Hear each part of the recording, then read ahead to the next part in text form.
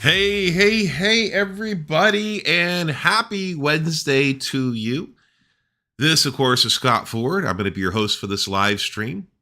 And today we're going to pivot a little bit and take a look at storage devices. Now, I originally had planned Windows troubleshooting, but still developing those, and I want to get those a little more polished before I continue on.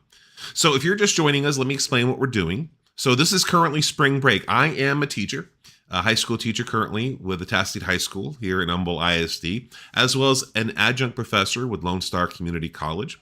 And I'm on spring break right now.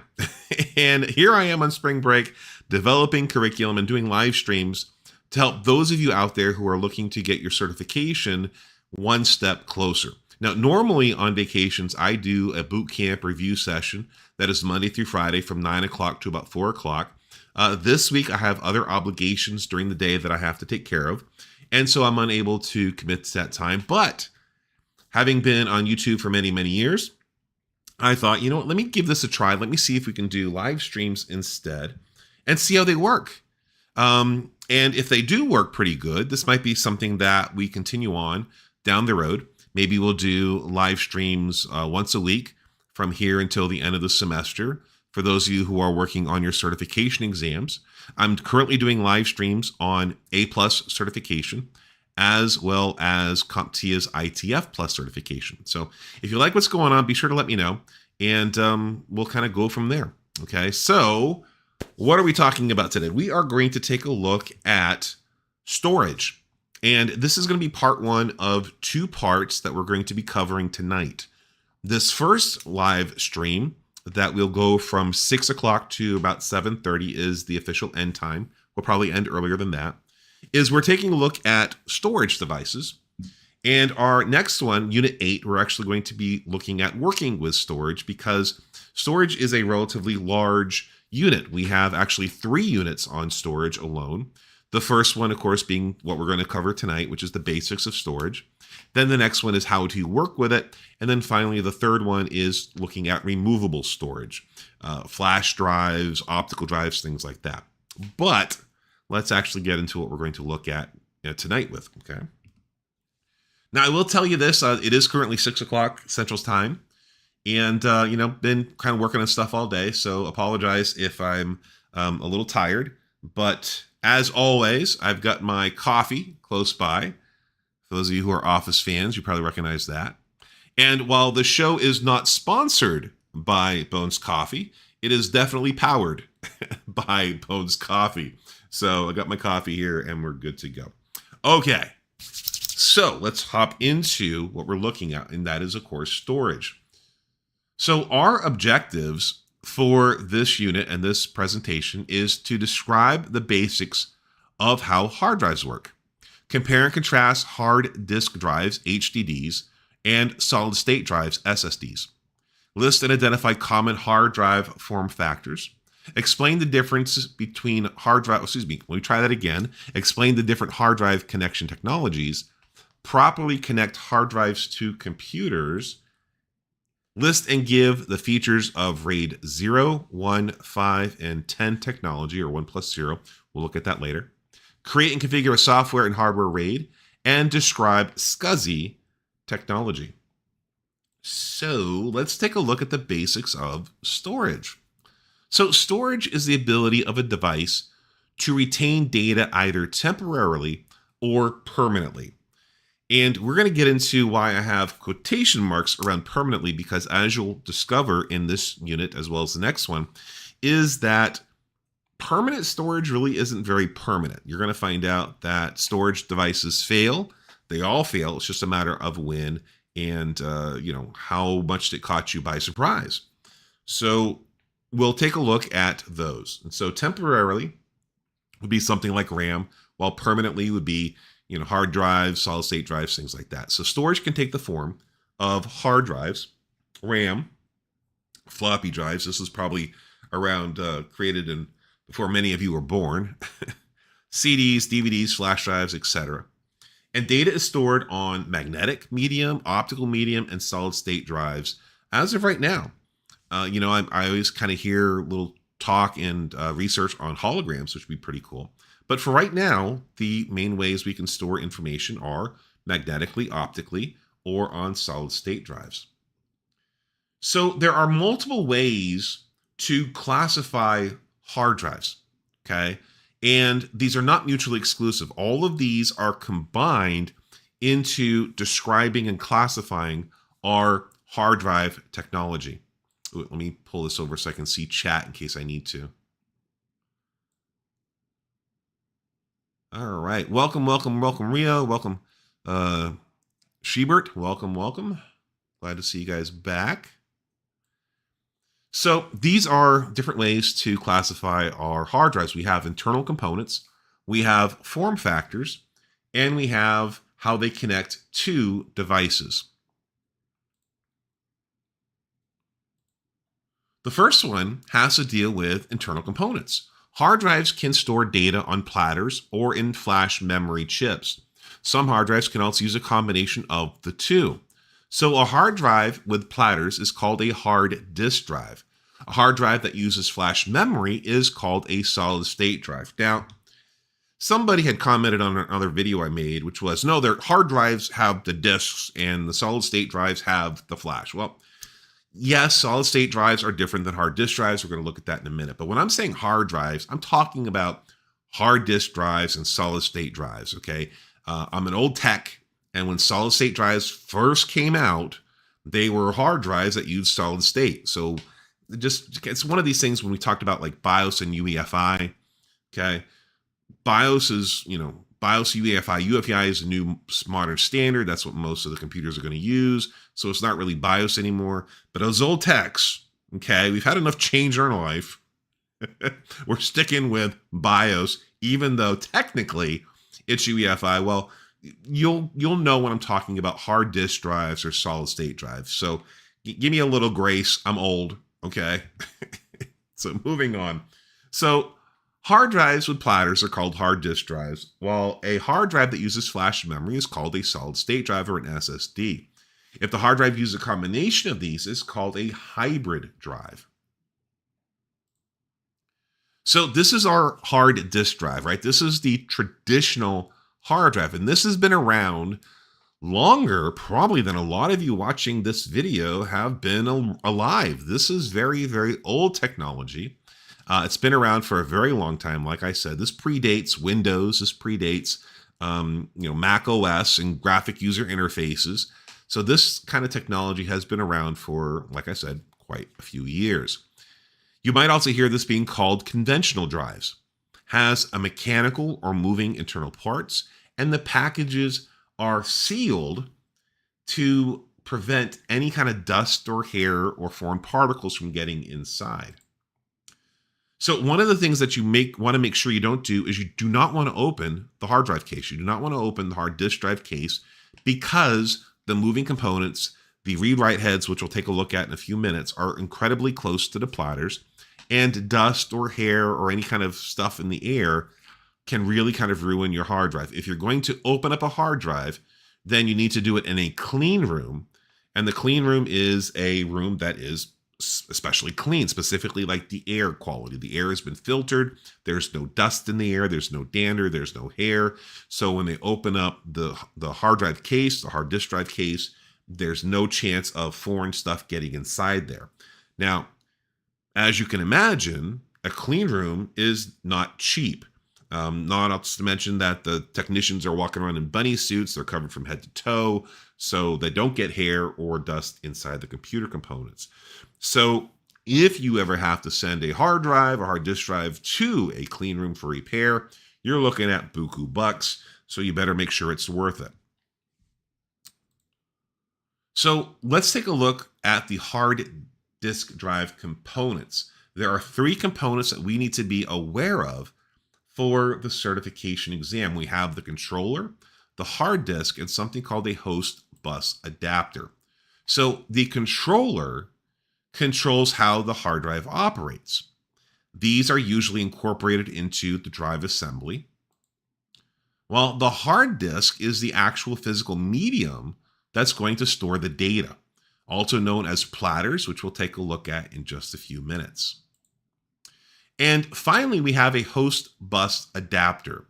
Now, what winds up happening is the hard drive, the hard disk drive, has its own communication within the drive. It has its own language within the drive itself. This is proprietary. This is determined by the manufacturer. But it still has to communicate with the rest of the computer. And so the host bus adapter is what allows the internal part of the hard drive to work with the rest of the computer. It's that translator, it's the intermediary between getting stuff into and out of the hard drive versus accessing stuff outside, right? With the operating system and the BIOS, UEFI, all that fun stuff. So taking a look at the platters, right? The platters are where data is stored. Platters can be made of aluminum or glass, and they're coated with a magnetic medium. Now, remember this, right? This is using magnets. This is using positives and negatives. We don't want to expose our hard disk drives to magnetic pulses if we want them to work. As a tech, it always amazed me back in the early days of computers, how many people would put magnets on their case, and you're going, no, don't do that. That is bad. Okay. Do not put, magnets on your thing. Let's see, I've got a Plex server and the bottom of the 1 terabyte hard drive use is not there. It's just open. Huh? The case for the hard drive should be all together. If you have that case open where you can see the platters running, that's not good. Don't do that. That's bad. Stop it. Okay. How is it still working? All right, moving on. So here is a little animation of how these things work internally. Okay, the platters are going to spin. You have the read-write heads skim very close to the surface. Both sides, they never actually touch. That would be bad. The read-write heads move back and forth very quickly by something called an actuator arm. And you can see what you're seeing here. Rio, if it's looking like what the current animation is looking like, that is not good. Okay, that is definitely not good. Okay, moving on. Here is a little image of just kind of a graphic of how the internal components work, right? We have the interface connector, we have the magnetic platters, we have the spindle, which everything's attached in the middle, so you spin around it. You have the actuator arm with the read-write heads, the logic board. You have the printed circuit board in there, just like you have in a motherboard and RAM. You have printed circuit board inside of the hard drive. You have the chassis or the frame, and then you've got the actuator. So that's what that is. Revolutions per minute. Okay, platter spin, this is measured in revolutions per minute. And the faster the spinning, the faster the hard disk drive can store and retrieve data. Now, this is something that can be measured. This is something that is in the sales and the marketing of those hard drives. So, for example, let me pull up. I won't do that right now. But if you take a look at the graphic, this is a picture. This is a screen capture from Newegg. And when we're looking at hard disk drives, you can see that the RPMs are advertised as far as the speeds go. And Rio, I want a picture of this hard drive. You can send it to, I'm gonna pull up, right there is the Discord QR code. Okay. I want you to send, first of all, if you're not in our Discord, feel free to join our Discord. And Rio, I want a picture of this. This is wild. It shouldn't be working. But there's our Discord channel. Please take a picture of this messed up drive and share it with the rest of us. I would greatly appreciate it. All right, so back to our regularly scheduled presentation. So RPMs are how fast the platters move, right? Revolutions per minute. The faster it moves, theoretically, the faster we can get information onto and off of the hard disk drive. And you need to be aware of these RPMs, although they're not going to ask you to regurgitate it. They're not going to ask you to write them down. But you obviously need to know that the faster the RPMs, the faster the hard drives can operate. All right, then we have latency.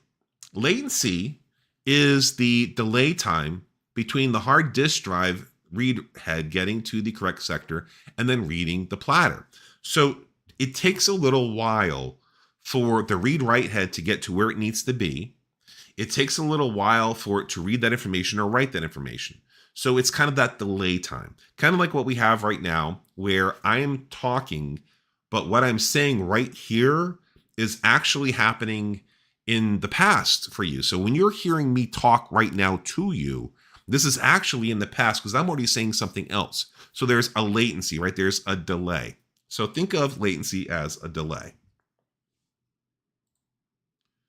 Then we have solid state drives. Now I remember when these came out. These were really cool. When solid state drives were just coming out, they were really kind of interesting. They were going to be cool. They were going to really change a lot of things because we have no moving internal components.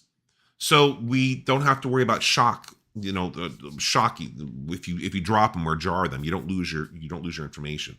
But they were insanely expensive when they first came out. And we'll talk about expense in a little bit. But a solid state drive has no moving internal components. It uses something called solid state memory chips, kind of like a flash drive, and it works much, much, much faster than a hard disk drive. So if you go to YouTube, now don't do it right now because you're watching me. Okay, don't leave me for this. Hang around. You can watch it later. But there are videos you can find on YouTube, and I show them to my class, where I will YouTube search specifically hard disk drives, solid state drives, and M.2 loading speeds. And you can see people benchmark how fast it takes for example, Windows to load. You can also see how fast certain games load, and they'll put it through different games to see how fast those actually run. And there is a very big difference between a hard disk drive and a solid state drive as far as load time. I personally wound up buying Starfield. I think it's called Starfield by Bethesda when it came out. And I did not pay attention to the system requirements. I saw a solid state drive required. I'm like, pshaw. How serious can they be? I don't mind a little bit extra loading screen. Well, I couldn't play the game.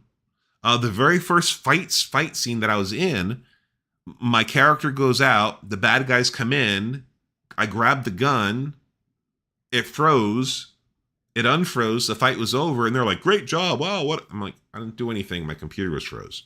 So I wound up having to buy a solid state drive for my computer. Well, now I can play the games because they could load faster. And also, I've got Skyrim on my computer. Who doesn't at this point, right? Skyrim's everywhere. And I noticed that even the load screens on Skyrim were greatly decreased. So solid state drives are much faster than our hard disk drives. So there's a lot of good when it comes to solid state drives. Oh, by the way, if somebody does want to put that in chat, if somebody wants to link to a YouTube video showing the different drive, the load speeds, by all means, feel free to drop that in the chat. I'd be appreciated for it. Yeah, I was not Italian Yoda. I played it. I wanted to, it's horrible when you want to like a game, right? When you want to love a game and then the game lets you down. It's like, oh man, I really wanted this to be better. But what I have found over time and old age is that if you wait a little while, if the publisher's good, they will fix the game. Kind of like Cyberpunk, I think we talked about that yesterday, where they will fix the game, they'll add things to it, they'll make it better over time. Oh, YouTube does not like it when you put links in comments. Well, that's why we have, let's see, where are we going with this? That's why we have our Discord channel. Hey, if you're not in our Discord channel, scan now the QR code and join the Discord. So you can put the links in Discord. Okay, so the good about solid state drives. First of all, they're quiet. Why are they quiet? Because there's nothing moving inside. They are resistant to shock. I remember when solid state drives were just coming out. I was working at Best Buy on the tech bench before it became the Geek Squad. And we had MP3 players. And MP3 players this was before phones could have them, right? The best you could do on a phone is play Worm or Snake. And Best Buy was selling MP3 players, and it was for the Christmas season. And we sold special MP3 players that were exercise shock resistant. But what had to happen was it was a little hard drive inside, hard disk drive, that would spin, but it had memory buffer. But with solid state drives, for example, on your phones, you don't have to worry about shock with them. You don't have to worry about skipping your song because there's nothing to bump inside. It's all, there's no moving parts. And so MP3 players, you can listen to your music while you jog or on your bike or what have you. You don't have to worry about skipping a song like we had to do with hard drives or even CD drives back in the day. So resistance to shock. They are thinner than traditional hard drives, much thinner. I mean, think about a normal hard drive and think about if that was having to be in your phone. Well, solid state drives are what's in your phone. You have a flash memory in your phone, which allows it to be resistant to shock and a lot thinner than if it was a regular hard drive in there. We find that it provides longer battery life for portables, which is really good if you have portables. It generates less heat, which is good because there's also less moving components. And there's no need to run defragmentation. We'll talk more about defragmentation and fragmented hard drives when we get to troubleshooting, which I said earlier I'm still developing. So that's why we've kind of pivoted a little bit today. It lasts longer or as long as traditional hard drives. And it's faster than hard disk drives. Again, as I said earlier, it is much faster. It is observably faster. It's definitely a better experience for starting up your computer. It's a better experience for games. I bought a new laptop recently. This is This is a Nitro 17, a very reasonably priced gaming computer, I might add. And the boot time on this is like next to nothing. I push a button, there's Windows, versus my Alienware sitting over to my right-hand side, which has a hard disk drive, which is where the operating system is. And it doesn't take that long, but it's still a little bit longer for that to load than my laptop to load. So if all of these things are amazing and super cool, then why do we still have hard disk drives floating around? Well, one big reason, because they cost more. And the costs have come down, but make no mistake, they are substantially different as far as cost goes. So tying back into Starfield, when Starfield came out and I found out I had to replace or add a hard drive to my computer, we went to Micro Center in Houston. Love Micro Center. I can do some serious damage in Micro Center. So can my wife, which surprised me. But we went to Micro Center and I needed to get a new hard drive for my desktop. And so I bought, I want to say it was a terabyte drive or something like that. I can't remember. Xander, if you're in the chat, you were there for this because this is the example I'm going to give. And my oldest son, Alexander Xander, wound up buying the same capacity drive that I bought. I bought it as a solid state drive. He bought it as a hard disk drive. I think his was $80. Mine was $180. So same ultimate capacity as far as hard drive space goes. But his was a hard disk drive, while mine was a solid state drive. I paid $100 more for mine versus what he paid for his. So cost is still a deciding factor for a lot of folks who are looking at hard drives. So again, higher costs kind of are the problem. So looking more at solid state drives, 4 terabyte solid state drive. Thank you, Xander. Solid state drives have become very common in mobile devices. There's no moving parts, which is great for making them more reliable and keeping power use and heat generation down. Now, I want you to get these two things associated with each other. The more power something consumes, the more heat it's going to generate. So the more power something uses, it generates more heat. So for example, CPUs, the more power it uses, the more heat it generates. Hard drives, same thing. Hard disk drives uses more power, it generates more heat. Solid state drives use less power, it generates less heat. Plus there's no moving parts, so you get rid of the whole friction thing, which is pretty cool. So now let's take a look at hard drive form factors. So just like motherboards and power supplies, hard drives also have something called form factors. Form factors, for those of you who haven't heard the other lectures yet, determine the size and shape of our components. So, for example, motherboards have form factors. They conform to these form factors. Computer cases conform to form factors. That's why you can go to Micro Center, Best Buy, Newegg, or what have you, and go and get a micro ATX or an ATX case and know for sure that the ATX motherboard is going to fit in there or the micro ATX is going to fit in there because it's a standardized size and shape. Hard drives are the same thing. When we buy the case, we know that these hard drives will fit because they're not weird shaped. They conform to a standard form factor. So that's pretty cool. Now, let me pause there.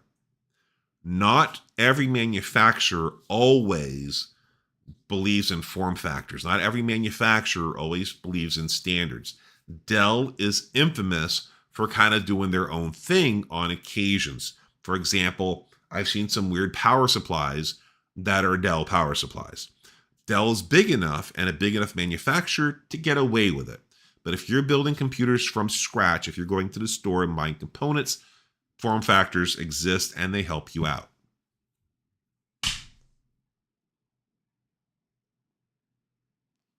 Okay, moving on. So we have the 3.5 inch for the hard disk drive. This is the larger of the two, and we can find these in desktops and servers. You can also find hard disk drives as 2.5 inch. These are smaller physical sizes, most commonly found in laptops. You can also find these in desktops and servers. Now we're going to take a look at solid state drives and the form factors that come with the solid state drives. Now, one of the cool advancements that I've seen since I've been in computers is this M.2. I'm telling you, I have become, when I first heard of M.2, I was like, huh. Now, I'm a Gen X. Gen X adapts to new technology like millennials and the newer generations. But we complain about newer technology just like the baby boomers. So I was like, oh, M.2, yeah, okay, whatever. And then I tried it. It was life-changing. I love M.2s. I absolutely love M.2s. I love the form. We'll talk about them in a minute. In my computer maintenance class that I teach over for Humble ISD, I've actually bought the equip. Personally, I've bought 4 different computers that we're setting up. I bought the cases, the motherboards, the CPUs, the RAM, and when it came to storage, even though an M.2 is a solid state drive is more expensive than a hard disk drive, that's where we went. We went with an M.2 to install that, and so I love this technology. It's phenomenal. Just absolutely, if you can't tell, I'm a fan. So solid state drives come in a 2.5 inch form factor, an M-SATA form factor, and an M.2 form factor. The M-SATA is the mini serial ATA. We'll look at what ATA is and SATA is in just a few minutes. This was released to consumers in 2010. It has the same layout as the mini PCI Express, which is 30 millimeters wide and 52-pin connector. It's the same physical layout, but not the same communication interface. So M-SATA uses SATA technology, while M-PCIe uses PCI Express technology. Let me give you a little preview of what we're talking about here. Okay, if you weren't with us for motherboards, you have PCI Express. PCI Express is kind of the newest, most amazing expansion bus technology, right? It allows point-to-point communication for devices to the CPU. They don't have to go on this long bus and share the ride. That's much faster. You have the by 1, the by 2, the by 8, by 16. The eSATA, the PCI Express technology is insanely fast compared to pretty much all the other bus technology beforehand. While SATA technology, and we'll take a look at PATA and SATA, is based off of ATA technology. We'll talk about that in a second. But for right now, what I want you to know is that the PCI Express, right? The technology behind PCI Express is what makes the M.2 insanely fast. Now, they do have the other technology, but you don't want that. You want, let me pull up, I've got a web page here so I can show you what we bought for class. So over here, let me make that bigger so you guys can see it, is what we bought. Okay, this is the PC Parts Picker, a very helpful website. And this is keeping track of all the components that we've bought for our school computers. And you can see here, they are using PCI Express technology. So it's M.2 is the connection type, while the PCI Express is how it actually communicates. And this is much faster than anything ATA, okay? So M.2, and it's pronounced M.2, not M2, okay? It's M.2, primarily used for hard drives. Supports other types of cards. So you can get other types of cards that can fit into an M.2. So you can get things like a wireless card, a Bluetooth card, GPS, NFC, things like that. But really it's found its home with our storage devices, okay? And it's become much more popular than the mSATA form factor. And here's how we read the M.2, okay? It comes in different sizes, and this allows them to use in different systems. So our most common sizes or dimensions for an M.2 is 2242, 2260, 2280, and 22110. And no, you do not have to memorize these. At least I don't believe you do. I don't think these are on the exam. And if you take a look at how these are arranged, the first thing tells you M.2. This is the form factor. The first two digits is the width of the card, while the remaining digits are how long it is. So that's how we're reading that. Of course, one of the easiest ways to know which one to get for your computer is using, again, PC Parts Picker, because it'll tell you what's compatible, okay? When I was picking hard drives, I did not bother to go through the motherboard manual and find out what size it was. I let PC Parts Picker do the heavy lifting for me. And we have different keys. They prevent things from popping in where they shouldn't pop in. And you can see here what the different keys mean. And while you're taking a look at that, I'm going to have a sip of my coffee.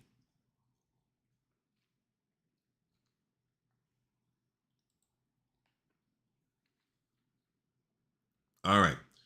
So M.2 is a form factor, okay? Form factors are size and shapes, not communication bus standards. M.2 can support USB, PCI Express slot buses, and SATA buses. We kind of alluded to this earlier. So M.2 is the form factor. It is not the communication standard, okay? It's not the bus standard of how information gets into and out of it. And I've kind of already talked about this, which is we like the PCI Express, okay? The magic of the M.2 storage device is when the storage device is a PCI Express hard drive. PCIe is a lot faster than the SATA drives. Thank you, Rio, for posting that in Discord. So as of right now, the fastest storage connection is an NVMe M.2. Let me repeat that. So if you're buying an M.2, you want to make sure you've got the magical ones, okay? And the magic ones for the speed are the NVMe. That stands for non-volatile memory host controller interface. What it stands for is not important. Just know if you want the powerful M.2 connections that's going to give you that speed, you want that NVMe type of bus connection. Okay? All right, moving on. So now let's take a look at how we connect storage devices. This section, like I said, is going to be how we connect them. The section looks at how storage devices physically connect to the computer. And there are two families of technologies when it comes to how storage devices connect to the rest of the computer. There is the ATA and there is SCSI. Now, you've already heard me use at least the ATA terminology. So we're going to look at what ATA is in more detail right now. And we're also going to take a look at this weird thing called SCSI. So ATA is the most common method of attaching storage devices. It's undergone a lot of updates over the years as technology has also changed. SCSI is covered later in this unit. It also has undergone a lot of changes, but you don't really find SCSI in your desktop computers, right? I've been working with computers since Windows 3.x days, actually with DOS days. And the only SCSI devices I've ever run into have been me teaching them. So I've never actually worked on SCSI devices in a long period of time. We're not going to do the math on this. The only time I've actually run into SCSI devices has been when I've had to teach it, when I've had to have my hands on them and show them how, hey, this is how this works, this is how this works. So SCSI right now is kind of regulated to server markets and very high-end workstations. Unless you're going to go into that world, chances are you may never see a SCSI device, especially as ATA has gotten a lot more advanced over the years.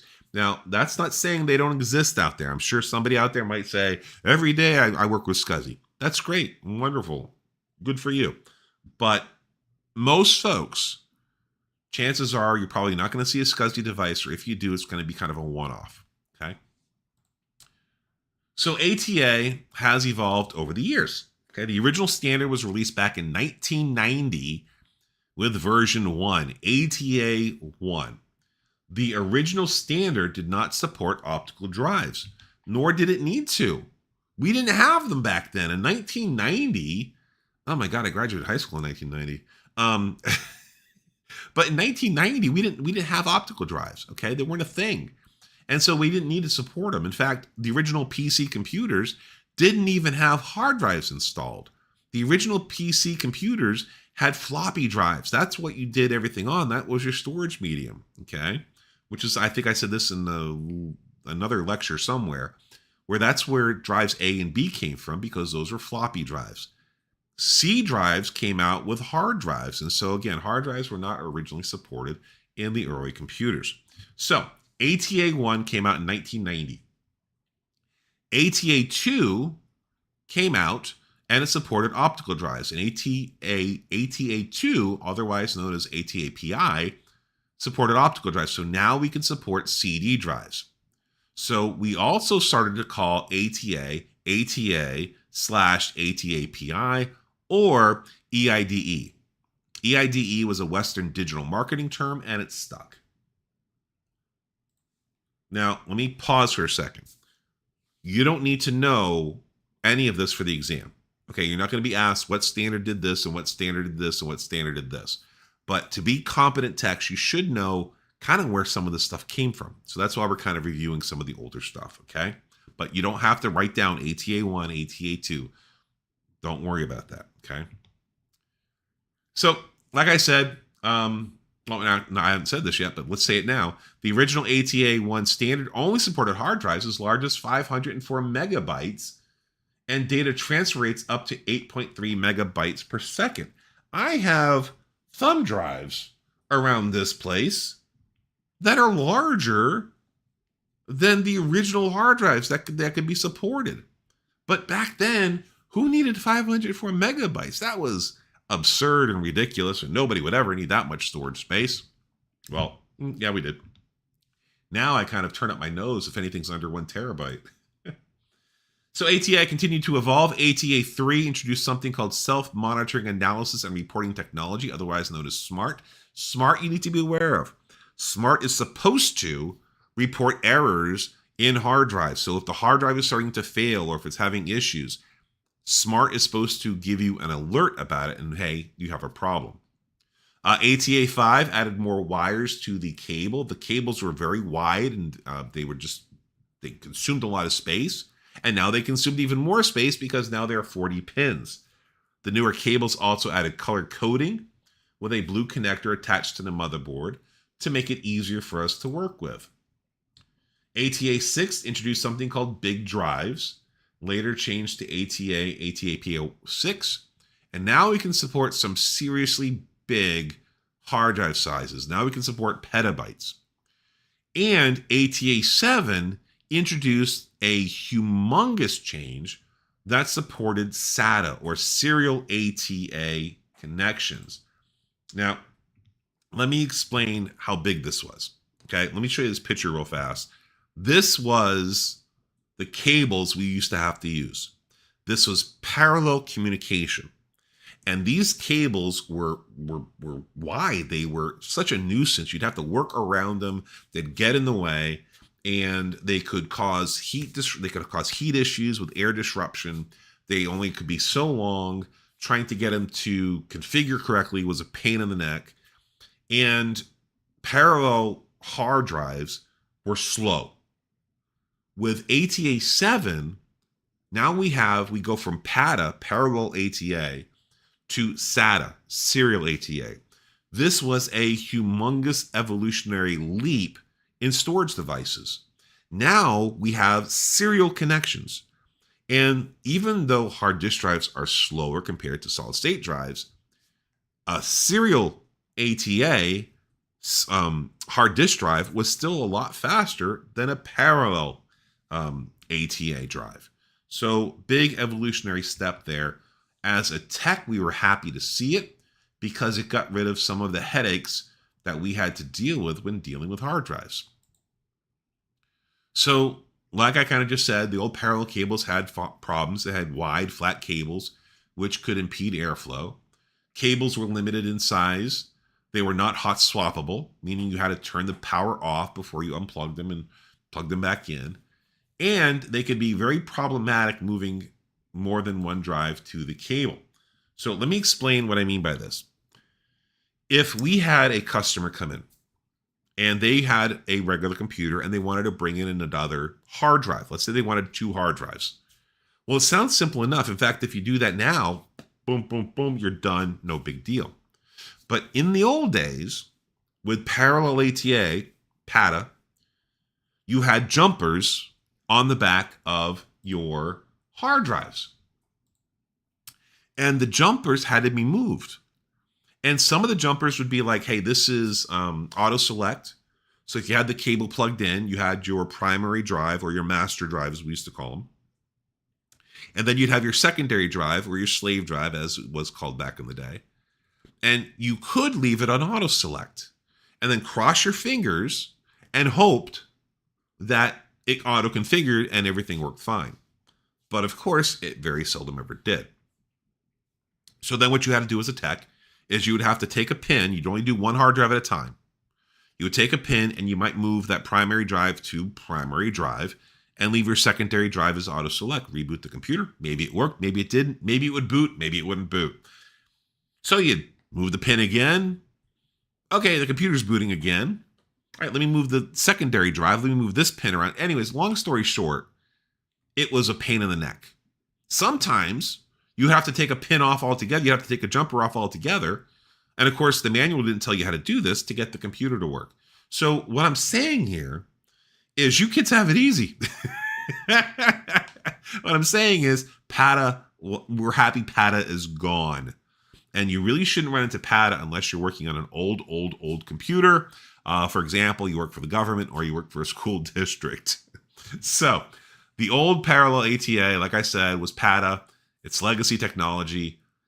We use PATA for all sorts of storage media. We are moved away from PATA, and now we're in SATA, and everybody is happy. So SATA created a point-to-point communication connection between the device and the computer.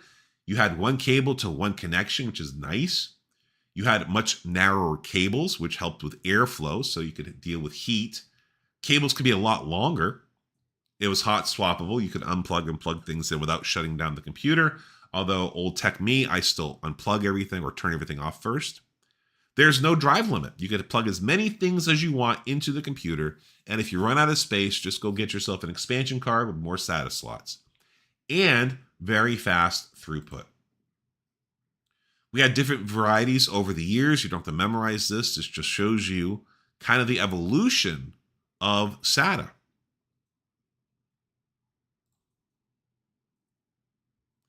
I don't think this is on the exam, but in case it is, just take a picture of it and kind of review it before you take the test. I'm going to take some coffee while you take a look at this.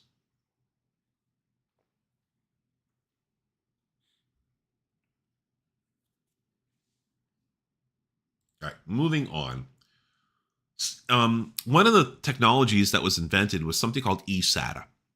And eSATA was also really, really, really cool, or it had the chance to be really cool, because eSATA allowed us to have external connections that acted like internal connections. So one of the problems we've always had has been peripherals. How do you connect a peripheral to a computer? And there had been fights back and forth between USB and FireWire. We'll take a look at that in another unit. And now we have a way that exterior components, peripherals, could be attached to the computer just like they were inside the computer, which is always faster than connecting peripherals to the computer. And so eSATA was created, and it was a pretty good idea. It could do stuff. It was a lot faster than what existed at the time. Well, USB 3.0 came out, became a much more popular standard, and so eSATA, although out there, has basically become a non-issue because, it's USB 3 and 3X and then the newer versions of that. So eSATA does exist. If you see that type of connection, that's what it is. Okay, but I would say the chances of you seeing an eSATA connection is kind of low. All right. So let's talk about attaching the drive. So in the previous section, we talked about connection technologies. In this one, we're going to look at how to connect the drives. And of course, it would not be a live stream without PowerPoint crashing on me at least once, right? We got to have it crash at least once because reasons. No idea why that just did that. Let's see here. There's storage. We'll try this. Nope. I want storage. Open that up. And there's no rhyme or reason to it, right? It's not like I put an extra demand on the computer and it does this. It's just weird. So let me see here. Where were we? We were here attaching the drive. There we go. And I'm not getting any error codes either, which is weird. Okay, so looking at attaching the drive. So we have 3 different ways, right, we could attach the drive. Yeah, it's a feature of PowerPoint, right? So let's take a look at PATA connections, SATA connections, and M.2. So we're talking about actually attaching the drives. This is old school. This is a PATA connection because, again, pins, wide, these were a lot of fun. This is the oldest of the 3 methods. It's found in older systems. You would insert the ribbon into the appropriate connector on the motherboard and then insert it into your storage device. Notice there's one a little bit smaller than the other ones. This was for floppy drives. Like I said, these are old. Now this is weird. When I do this in class, the boxes are messed up. When I show this in class, the boxes, the color boxes are all messed up. But same presentation showing it here, and it looks fine. So the PATA connections, like I said, you see this over here. This was the jumpers you had to play with. So this was our data connection. This is where we have the IDE cables plug in, where information could be transferred. Here is the jumpers. This was our bane of existence, where we would have to figure out how they were configured correctly. And this was the Molex connector. The Molex connector is how it got power. Then we have SATA. This is a much more popular method of connecting drives, and it's a lot easier than PATA. You have one drive cable and one power cable for each drive. They're not sharing data cables. You don't have to worry about jumpers, which is really super cool. Okay, you don't have to play with jumpers on the back of drives. Jumpers are gone. And you can actually go into the motherboard manual and figure out where you're supposed to plug in your primary drive. Okay, where is the boot device? You can also configure this in your BIOS UEFI. Say, hey, here's where I'm booting to. Then we have the M.2. I think I've talked about M.2 quite a bit. This you insert into a socket, the M.2 socket on the motherboard. You go in at an angle of about 30 degrees or so. You kind of snap it in, push it down, and then you secure it, usually with a screw. I've got a motherboard where you have heat spreaders on top of it, which help put it down. You screw those in. Your motherboard, I guarantee you, if you bought a modern motherboard, like I bought some cheap motherboards for class because again, this is coming out of my own pocket. I bought this one right here. They showed the monitor. I bought the AS Rock. This was it was actually lower price when I bought it. It was like $60 something. I got it on sale. But you can see how much the motherboard. This was a relatively inexpensive motherboard. Even that had the connections for at least one M.2. So I would say if you buy any computer nowadays, it's going to have at least one M.2 connection. BIOS, most modern drives are auto-detected, auto-configured by the BIOS UEFI for you, which is pretty nice. In the BIOS, the user can also turn on and off a drive as well as set the boot order. Okay, so now let's talk about RAID.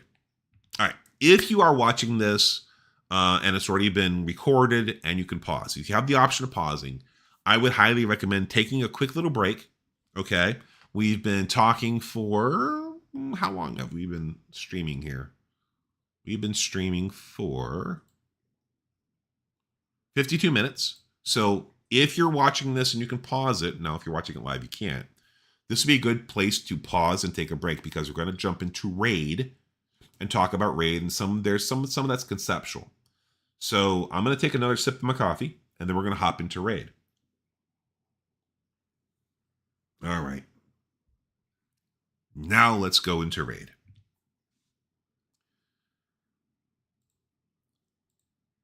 So some components of the computer are more expensive than others. The most expensive thing on the computer is data. Okay. One thing I want you to learn right now is if you're working on a computer, and let's say that the customer wants you to install a $400 video card. Okay, let's make it a $500 video card. It's a really good video card. $500 for a video card. Okay, and you're installing the video card. And on your way to install the video card, you're holding it in your hands correctly. And you trip, you stumble. And the video card flies out of your hand. Okay? Leaves your hand. Goes flying. And crashes into the ground. What now? Okay? What now? What do? You just broke a customer's $500 video card. Well, you're probably going to have to replace the $500 video card. You're going to be buying them a new video card. So out of pocket, you're looking at $500, right? Let's say that you drop a motherboard. Let's say you break a CPU. You're going to be buying the replacement part. But if you lose somebody's data, that's going to get you sued. Okay. For example, I got a little soundboard. I got a Stream Deck. And that was the Wilhelm scream. It's a classic scream you hear in a whole bunch of movies. But let's say for me, right, both my parents have passed away and I can't recreate pictures of them anymore. Okay, I've got a kid in college and a kid who's a senior in high school. I can't recreate pictures of them as little kids.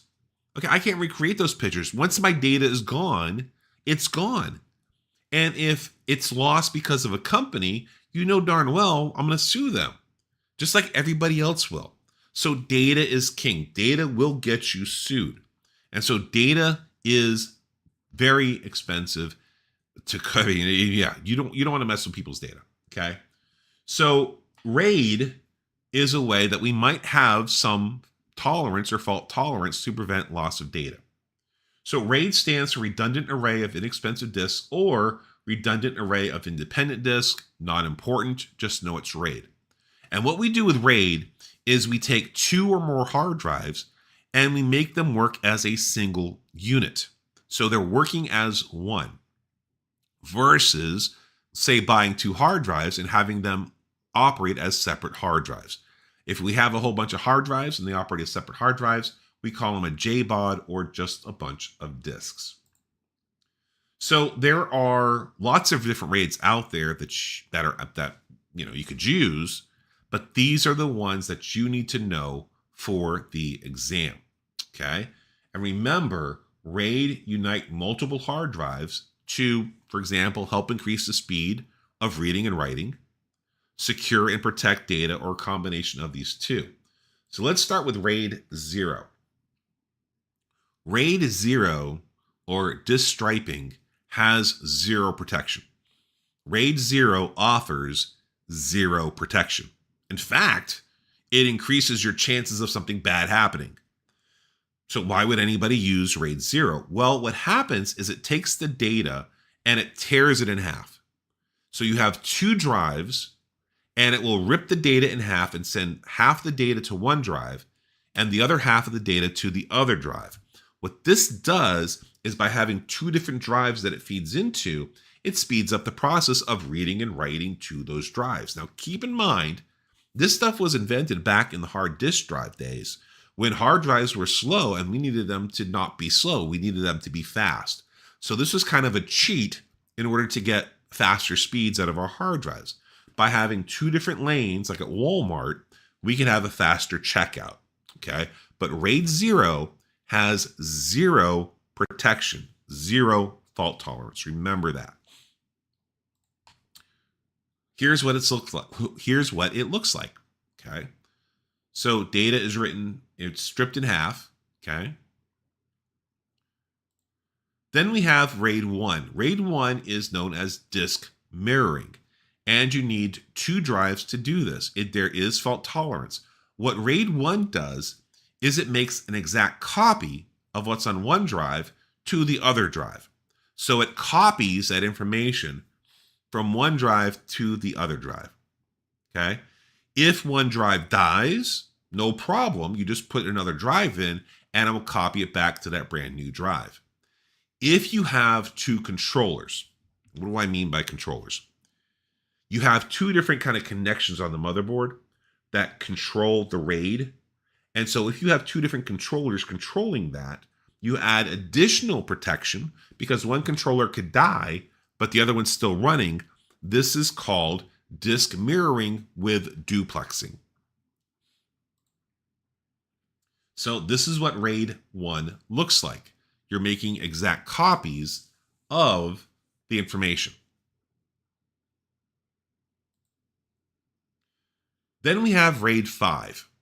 RAID 5 is disk stripping with distributed parity, or a stripe set with parity. What happens here is you need at least 3 drives. There is fault tolerance. You have the drives that are, let me get to the next picture for you, where it splits the information between 2 drives, but it also creates math. So if we were to take a look at this image, right, this A1, A2 in parity, information is taken and split in half between disk 1 and disk 2. So it's kind of like RAID 0, okay? It's striping the data, it's ripping it in half. But then it takes this and adds it to this, does some magic computer numbers, and comes up with parity. If we lose this drive with A2, we toss another drive in here, this and this can recreate the missing data, okay? So RAID 5 is what we're looking at here. Now, there's been kind of variations of well-known RAIDs. And like I said, there's a lot of different RAIDs out there. We're just focused on the ones we're talking about right now. Okay, these are the ones that are on the test. Then we have RAID 10 or RAID 1 and 0. Now, before I go into too much detail, think about RAID 1. What is RAID 1? RAID 1 is mirroring, right? It's making an exact copy. While RAID 0 is stripping that information to half, right? It's tearing it into half.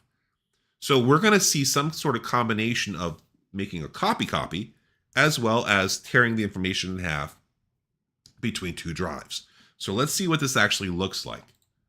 Okay, here is RAID 10, where we have the copying, right? And the copying.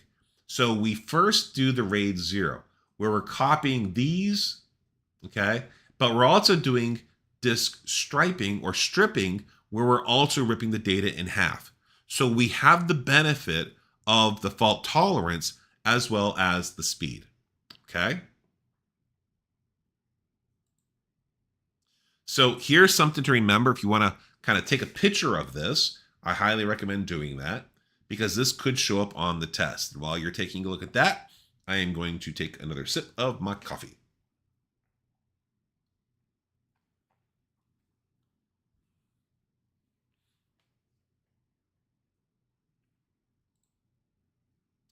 So creating a RAID array. So how do you get RAID? Right? We're talking about all this RAID. And you might say, you know what? I too would like some RAID for my computer. I feel my computer is RAID worthy. I want some RAID. Well, how do you get the RAID? Well, chances are, if you have a modern computer, not even that modern, you might have the capability of doing RAID right now. So how do you actually do RAID? Well, let's find out. There are two basic ways to implement RAID. There's software and there's hardware. If you want to do RAID through software, it is handled by the software. It's less expensive, it's less robust, and it's not really good for a serious RAID solution. In our next live stream, where we look at how to implement storage, we'll actually look at disk management, and I'll show you some software RAID that you can do if you've got more than one drive. Okay, so we'll talk about that in our next live stream. Hardware, the hardware has to handle. The hardware handles it at the hardware level. Operating system doesn't even see it. So your motherboard has to support RAID. And that motherboard that I was showing you earlier that I used for my class, let me pull up the web page again. This supports, right there, that actually supports RAID. If I remember correctly, it supports RAID. And again, it was not that of an expensive motherboard. Okay, so your motherboard has to support RAID. Now, what happens if your motherboard doesn't support RAID? Well, buy a new motherboard. Hey kids, take your parents out to Micro Center and say, hey, I need to do RAID. Buy me a new motherboard. No, I'm only kidding. I'm only kidding. Don't dislike the video, parents. You can buy an expansion card. You can buy something to put in your computer, an expansion card that will add RAID capabilities to your computer.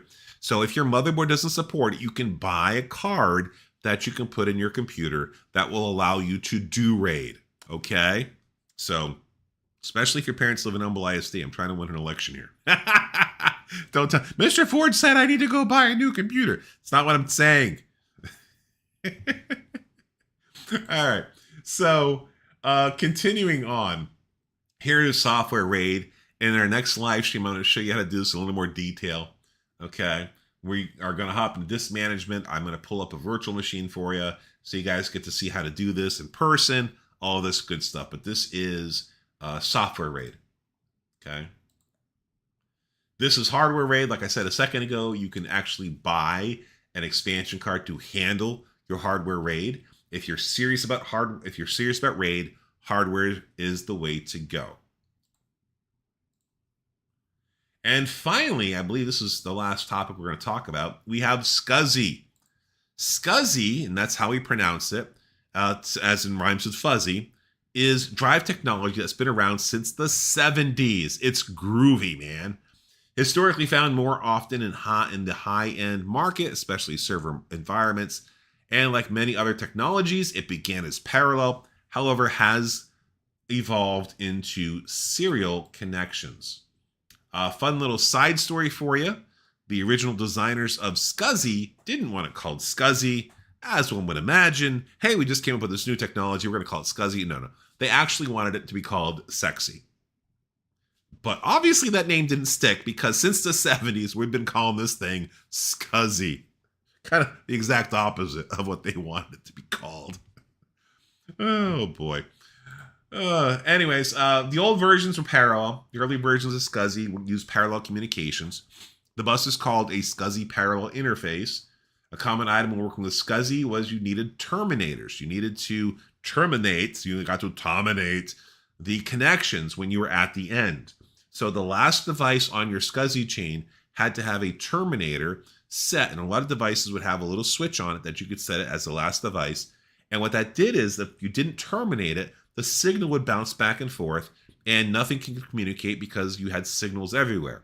So termination ended the signal and it absorbed it so you can actually have more communication. Serial attached SCSI. This is the newest one, the SAS. So you have SASI SCSI now. Replace the older parallel standards. Some terms to be aware of is the initiator, the target, the service delivery subsystem, and the expander. Don't worry, it's not that hard. The initiator is the controller. This sends commands to the target device and receives data back from them. It can be integrated on an add-on card, and you can have direct connection with up to 128 devices. Your target is where you're sending the information to, right? This is where you're trying to get information, so it's usually a hard drive. Your service delivery subsystem is usually a cable, can also serve as a back pane. This is how we send information back and forth. And I got to fix this last one. Expander is just how you expand your SCSI capabilities. All right, that looks like we are it on this PowerPoint. Let me do something really quickly, if I can indulge you all for just a minute. Yeah, let me switch screens here. One of the things that we usually get questions on is, how much space do you have with your RAID? And all I did was type in a simple search called RAID calculator.